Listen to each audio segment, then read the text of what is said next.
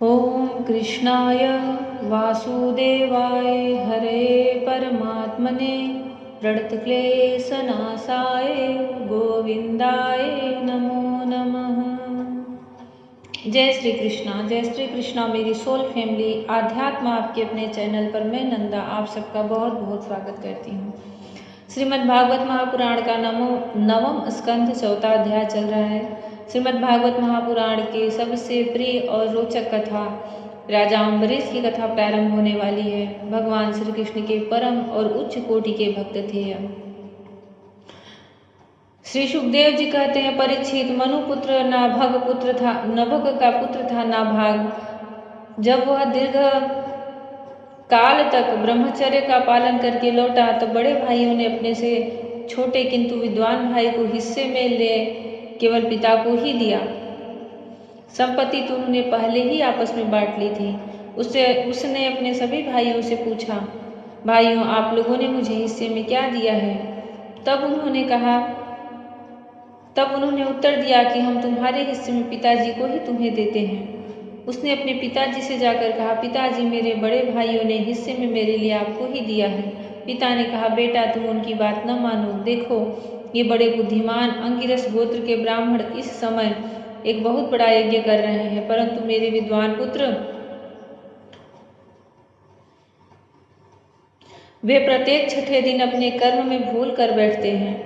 तुम उन महात्माओं के पास जाकर उन्हें वैश्वदेव संबंधी 2 सूक्त बतला दो। जब वे स्वर्ग जाने लगेंगे तब यज्ञ से बचा हुआ अपना सारा धन तुम्हें दे देंगे, इसलिए अब तुम उन्हीं के पास चले जाओ। उसने अपने पिता के आज्ञानुसार वैसा ही कर्म किया। उन आंगिरस गोत्री ब्राह्मणों ने भी यज्ञ का बचा हुआ धन उसे दे दिया और वे स्वर्ग में चले गए। जब नाभाग उस धन को लेने लगा तब उत्तर दिशा से काले रंग का पुरुष आया। उसने कहा, इस यज्ञ भूमि में जो कुछ बचा हुआ है वह सब धन मेरा है। नाभाग ने कहा, ऋषियों ने यह धन मुझे दिया है इसलिए मेरा है। इस पर उस पुरुष ने कहा, हमारे विवाद के विषय में तुम्हारे पिता से ही प्रश्न किया जाए। तब नाभाग ने जाकर पिता से पूछा। पिता ने कहा, एक बार दक्ष प्रजापति के यज्ञ में ऋषि लोग यह निश्चय कर चुके हैं कि यज्ञ भूमि में जो कुछ बच रहता है वह सब रुद्रदेव का हिस्सा है, इसलिए वह धन तो महादेव जी को ही मिलना चाहिए। नाभाग ने जाकर उन काले रंग के पुरुष रुद्र भगवान को प्रणाम किया और कहा कि प्रभु यज्ञ भूमि की सभी वस्तुएं आपकी हैं। मेरे पिता ने ऐसा ही कहा है। भगवान मुझसे अपराध हुआ है, मैं सिर झुकाकर आपसे क्षमा मांगता हूँ। तब भगवान रुद्र ने कहा, तुम्हारे पिता ने धर्म के अनुकूल निर्णय दिया है और तुमने भी मुझसे सत्य ही कहा है। तुम वेदों का अर्थ तो पहले से ही जानते हो। अब मैं तुम्हें सनातन ब्रह्म तत्व का ज्ञान देता हूँ। यहाँ यज्ञ में बचा हुआ मेरा जो अंश है धन भी मैं तुम्हें ही दे रहा हूँ, तुम इसे स्वीकार करो। इतना कहकर सत्य प्रेमी भगवान रुद्र अंतर्ध्यान हो गए। जो मनुष्य प्रातः सायकाल एकाग्र चित्त से इस आख्यान का स्मरण करता है वह प्रतिभाशाली एवं विदग्ध तो होता ही है, साथ ही अपने स्वरूप को भी जान लेता है। नाभाग के पुत्र हुए अम्बरीश वे भगवान के बड़े प्रेमी एवं उदार धर्मात्मा थे। जो ब्रह्म शाप कभी नहीं रोका जा सका वह भी अम्बरीश का स्पर्श न कर सका। राजा परीक्षित ने पूछा, भगवान मैं परम ज्ञानी राजर्षि अम्बरीश का चरित्र सुनना चाहता हूँ।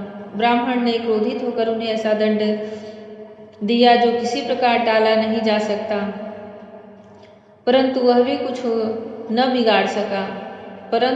उनका कुछ न बिगाड़ सका। श्री सुखदेव जी ने कहा, परीक्षित, अम्बरीश बड़े भाग्यवान थे। पृथ्वी के 7 द्वीप, अचल संपत्ति और अतुलनीय ऐश्वर्य उनको प्राप्त था। यद्यपि ये सब साधारण मनुष्य के लिए अत्यंत दुर्लभ वस्तुएं हैं, फिर भी वे इन्हें स्वप्न तुल्य समझते थे, क्योंकि वे जानते थे कि जिस धन वैभव के लोभ में पड़कर मनुष्य घोर नरक में जाता है वह केवल 4 दिन की चांदनी है। उसका दीपक तो बुझा बुझाया है। भगवान श्री कृष्ण में और उनके प्रेमी साधुओं में उनका परम प्रेम था। उस प्रेम के प्राप्त हो जाने पर तो यह सारा विश्व और इसकी समस्त संपत्तियां मिट्टी के ढेले के समान जान पड़ती है। उन्होंने अपने मन को श्री कृष्णचंद्र के चरणारविंद युगल में, वाणी को भगवद गुणानुवर्णन में, हाथों को श्री हरि मंदिर के मार्जन सेवन में और अपने कानों को भगवान अच्युत की मंगलमयी कथा के श्रवण में लगा रखा था। उन्होंने अपने नेत्र मुकुंद मूर्ति एवं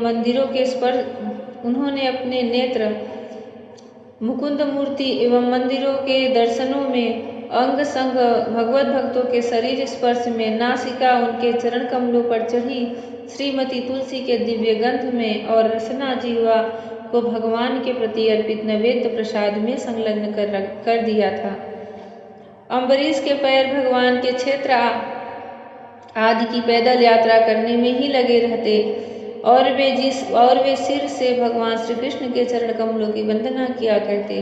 राजा अम्बरीश ने माला, चंदन आदि भोग सामग्री को भगवान की सेवा में समर्पित कर दिया था।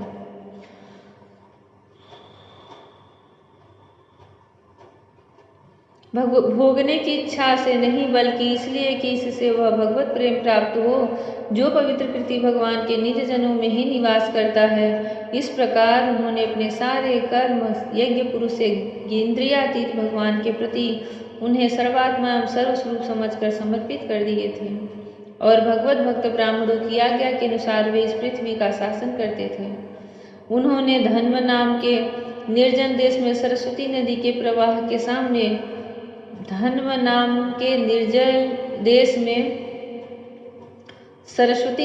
प्रवाह के सामने वशिष्ठ, असित, गौतम आदि भिन्न भिन्न आचार्यों द्वारा महान ऐश्वर्य के कारण सर्वांग परिपूर्ण तथा बड़ी बड़ी दक्षिणा वाले अनेकों अश्वमेध यज्ञ करके यज्ञाधिपति भगवान की आराधना की थी। उनके यज्ञों में देवताओं के साथ जब सदस्य और ऋत्विज बैठ जाते थे तब उनकी पलकें नहीं पड़ती थी और वे अपने सुंदर वस्त्र और वैसे ही रूप के कारण देवताओं के समान दिखाई पड़ते थे। उनकी प्रजा महात्माओं के द्वारा गाए हुए भगवान के उत्तम चरित्रों का किसी समय बड़े प्रेम से श्रवण करती है और किसी समय उनका गान करती है। इस प्रकार उनके राज्य के मनुष्य देवताओं के अत्यंत प्यारे स्वर्ग की भी इच्छा नहीं करते। वे अपने हृदय में अनंत प्रेम का दान करने वाले श्रीहरि का नित्य निरंतर दर्शन करते रहते थे। इसलिए उन लोगों को अभोग सामग्री भी हर्षित नहीं कर पाती थी जो बड़े बड़े सिद्धों को भी दुर्लभ है। वे वस्तुएं उनके आत्मानंद के सामने अत्यंत तुच्छ और तिरस्कृत थी। राजा अम्बरीश इस प्रकार तपस्या से युक्त भक्ति योग और प्रजापालन रूप स्वधर्म के द्वारा भगवान को प्रसन्न करने लगे और धीरे धीरे उन्होंने सब प्रकार की आसक्तियों का परित्याग कर दिया। घर, स्त्री, पुत्र, भाई, बंधु, बड़े बड़े हाथी, रथ, घोड़े एवं पैदलों की चतुरंगड़ी सेना, अक्षय रत्न, आभूषण और आयुध आदि समस्त वस्तुओं तथा कभी समाप्त न होने वाले कोशों के संबंध में उनका ऐसा दृढ़ निश्चय था कि वे सब के सब असत्य हैं। उनकी अनन्य प्रेममयी भक्ति से प्रसन्न होकर भगवान ने उनकी रक्षा के लिए सुदर्शन चक्र को नियुक्त कर दिया था, जो विरोधियों को भयभीत करने वाला एवं भगवत भक्तों की रक्षा करने वाला है। उनकी अनन्य प्रेममयी भक्ति से प्रसन्न होकर भगवान ने उनकी रक्षा के लिए सुदर्शन चक्र को नियुक्त कर दिया था, जो विरोधियों को भयभीत करने वाला एवं भगवत भक्तों की रक्षा करने वाला है। जय श्री कृष्ण। महाराज अम्बरीश की कथा बहुत ही भगवान के भक्तों को प्रिय लगने वाली है। श्रेष्ठ भक्तों में उनका श्रवण होता है, कीर्तन होता है। अम्बरीश को बचाने के लिए साक्षात भगवान श्रीहरि का सुदर्शन चक्र सदैव उनकी रक्षा करता था। भगवान श्री कृष्ण के प्यारे भक्त अम्बरीश को कोटि कोटि प्रणाम है। जय श्री कृष्ण। राधे राधे। हरि ओम।